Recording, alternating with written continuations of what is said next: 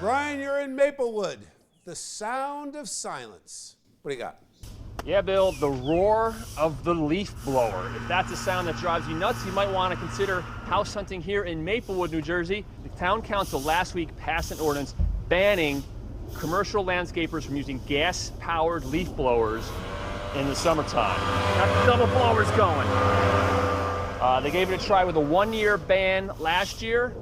Residents liked the peace and quiet so much that they put it in full effect, permanent ban this year. It's from May 15th to September 30th, no gas leaf blowers.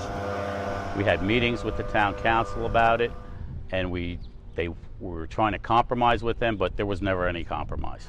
The ordinance says the blowers create, quote, a health hazard and annoyance to area residents. And the mayor tells me the increased use of gas blowers in the summer just got way out of hand. About 14 years ago, we passed an ordinance requiring landscapers to use a 65 decibel leaf blower, and we tried to enforce it. It became unenforceable, and they didn't honor the agreement we had. But landscapers are fighting back. The New Jersey Landscape Contractors Association says they're going to challenge this in court. They say it's discriminatory because it only applies to them. The residents of the homes here, they can use gas blowers all they want under this law.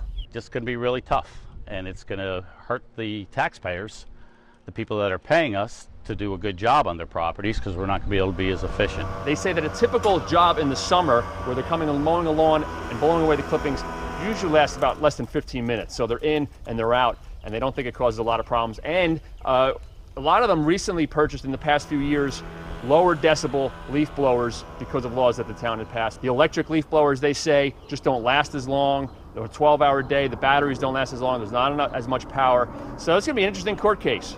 One, the electric leaf blowers and some of the battery-operated leaf blowers actually register at a higher decibel level than some of the gas blowers. So that's number one. So clearly these guys didn't do any research. But more importantly, I want to call out this mayor and the entire council as a bunch of cowards. Because if they were serious about noise and issues, they would have banned all of the lawn products. I want to see when the electric leaf blower isn't long enough to get to the end of the driveway or the end of the backyard, and the landscaper has to roll in the gas-powered generator to plug in the electric leaf blower.